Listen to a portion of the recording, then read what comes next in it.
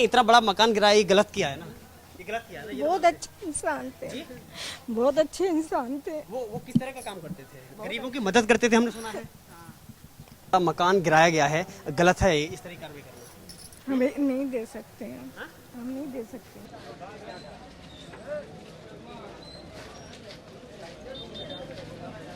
मैं आपको दिखा दूं कि तीनों जेसीबी, एक बड़ी जेसीबी, एक दो छोटी जेसीबी हैं, लगातार अब मलबे को ऊपर ढेर बना रही हैं। ये उसी आलीशान मकान में ढेर बना रही हैं। देखिए, इससे पहले हमने खबर इंडिया की टीम के माध्यम से आपको सबसे पहले तस्वीरें हमने दिखाई थी कि किस तरह से यहाँ पर आलीशान मकान बना हुआ था। सबसे पहले हज़ारों की संख्या में यहाँ पर पुलिस बल आता है और चारों तरफ से इस एरिया को कवर किया जाता है ताकि कोई अनहोनी न हो। लेकिन उसके साथ ही यहाँ पर सबसे पहले इस मकान में प्रवेश करने से पहले दरवाजे को खटखटाया जाता है ताकि इस मकान के अंदर कोई है या नहीं, क्योंकि दरवाजा अंदर से बंद था, इसलिए जरूरी था कि अंदर कोई है या नहीं, इसकी तलाशी लेना बहुत जरूरी था।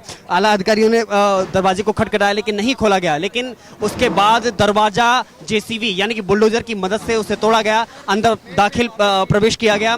अंदर आला अधिकारी दाखिल हुए, अंदर देखा कि कोई नहीं है। जो सामान था उसके अंदर, जो सामान मिला, हमने इससे पहले भी दिखाया था, उस सामान को दिखाने के बाद में निकालने के बाहर नगर निगम की टीम के द्वारा निकालने के बाद में उसके बाद 2 बुलडोजरों की कार्रवाई से आसपास से ध्वस्त किया गया। लेकिन एक बड़ी जेसीबी बुला करके इससे अब बिल्कुल जमींदोज कर दिया है। आप देख सकते हैं कि किस तरह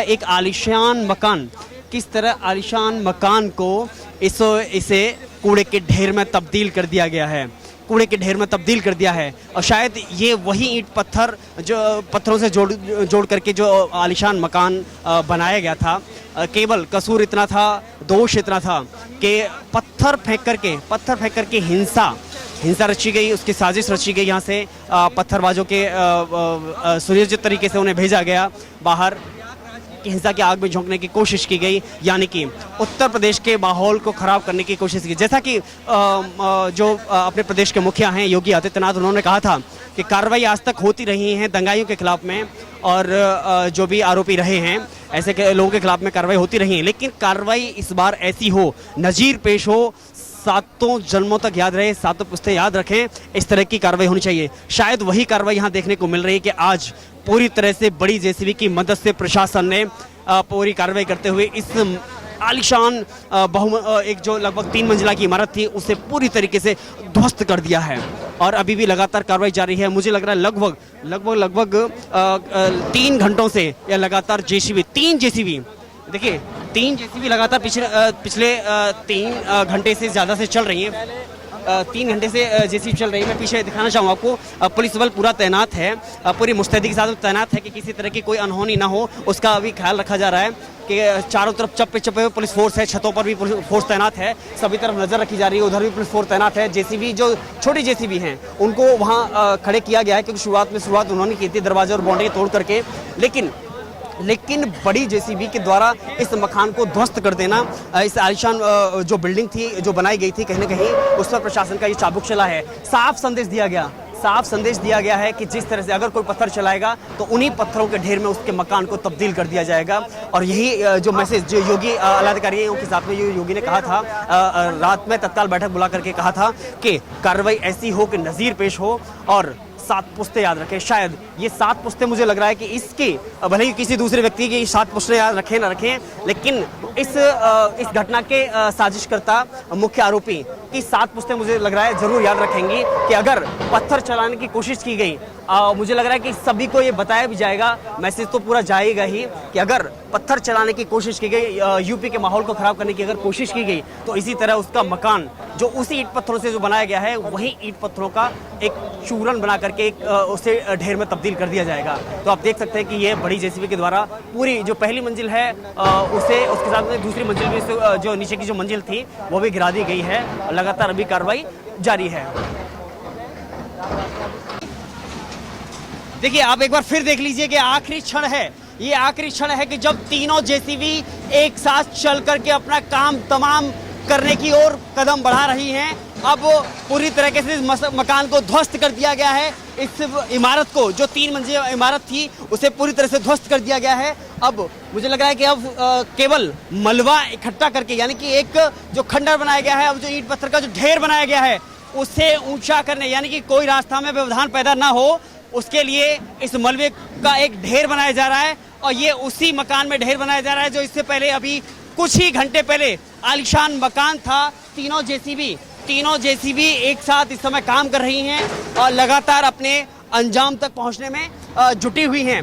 मैं आपको दिखा दूं कि तीनों जेसीबी, एक बड़ी जेसीबी, एक दो छोटी जेसीबी हैं, लगातार अब मलबे को ऊपर ढेर बना रही हैं। ये उसी आलीशान मकान में ढेर बना रही हैं जहां से इस प्रयागराज में पत्थरबाजी की सुनियोजित तरीके से साजिश की गई थी और इसके तार दिल्ली तक जुड़े हुए पाए गए हैं। हालांकि वो अभी जांच होना बाकी है, लेकिन आज हर कोई इसका गवाह बना हुआ है। जो योगी ने कहा था कि एक सख्त संदेश ऐसा जाए, एक नज़ीर पेश हो कि जिंदगी 7 पुश्तें याद रखें, जिंदगी भर एक जो दंगाई हैं, अपराधी हैं, वो याद रखें, दोबारा ऐसी हरकत ना कर सके।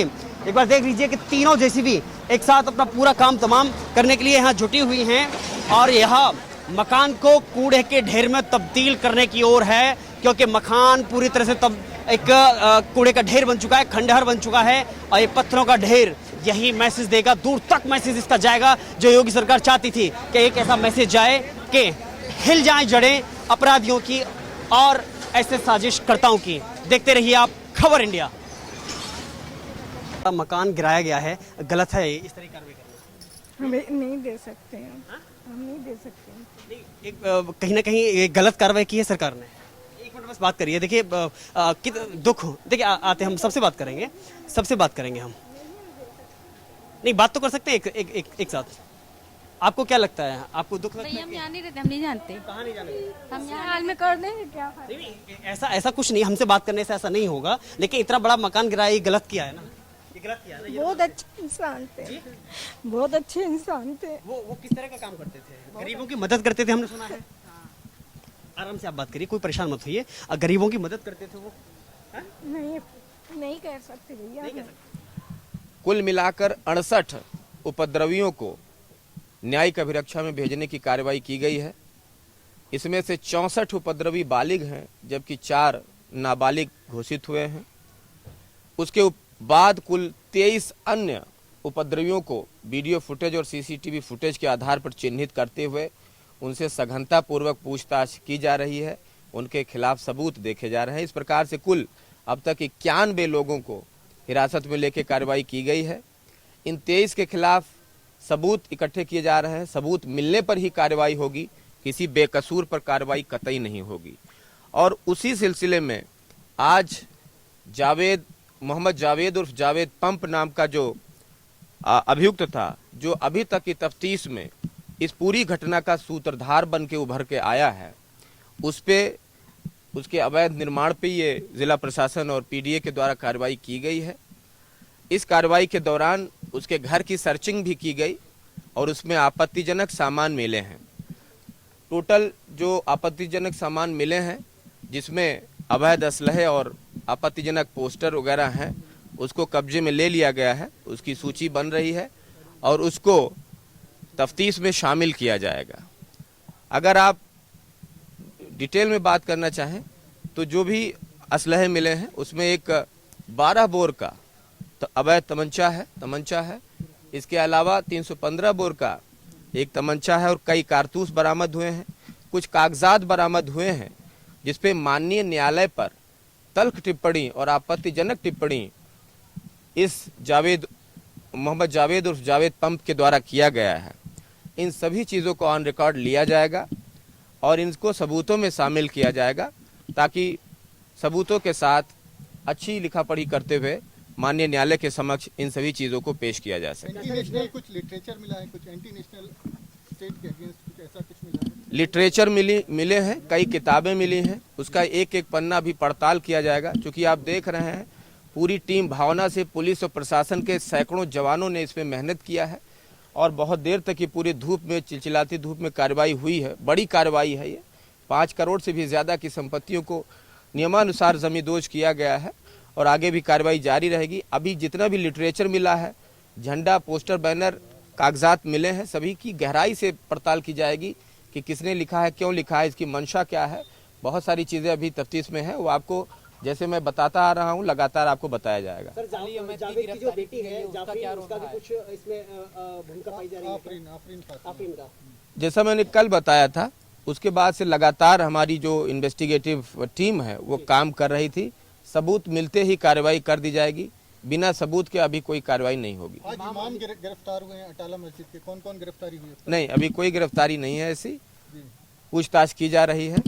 सबूत मिलने पे गिरफ्तारी की भी कार्रवाई की जा सकती है। बड़े नाम सामने आए थे जो एमआईएम के कुछ नेता थे, उनकी किसी की गिरफ्तारी हुई है, जो शाह आलम है प्रेसिडेंट थे, और एक और नाम था पार्टी से जुड़ा हुआ। ये मैंने पहले भी कहा था, हमारा किसी पार्टी से कोई लेना देना नहीं, न तो हम किसी के बारे में टिप्पणी करना चाहेंगे। जो भी क्रिमिनल माइंडसेट का होगा, बदनीयत होगा, जो छोटे छोटे बच्चों को, नाबालिग बच्चों को, अबोध बच्चों को आगे करके उनके भविष्य के साथ खिलवाड़ कर रहा है, उनकी जिंदगियों को बर्बाद कर रहा है, उनको हम कतई नहीं छोड़ेंगे। नाबालिग बच्चों को आगे करके जो दंगा फसाद कर रहे हैं, पथराव कर रहे हैं, उपद्रव कर रहे हैं, पुलिस प्रशासन पे पथराव कर रहे हैं, आम जनता पे पथराव कर रहे हैं, उनको कतई किसी भी सूरत में बख्शा नहीं जाएगा। क्या पीएफआई जैसी किसी संस्था से भी कोई कनेक्शन निकल करके सामने आया? कुछ जो लिटरेचर मिला है, लोग कह रहे हैं कि उसका संबंध पीएफआई से हो सकता है, इस तरह की चर्चा है। देखिए, मैं दोबारा कह रहा हूँ कि किसी पार्टी का हम नाम नहीं लेना चाहेंगे इसमें, लेकिन जो भी नाम निकलेगा क्राइम और क्रिमिनल नेटवर्क से उसका नाता होगा, साजिश रचने में, फैलाने में, छोटे छोटे बच्चों को आगे करने में, ये सब में जिसका भी हाथ आएगा वो किसी भी दल, बल या संगठन से हो, कतई बख्शा नहीं जाएगा। निकलो।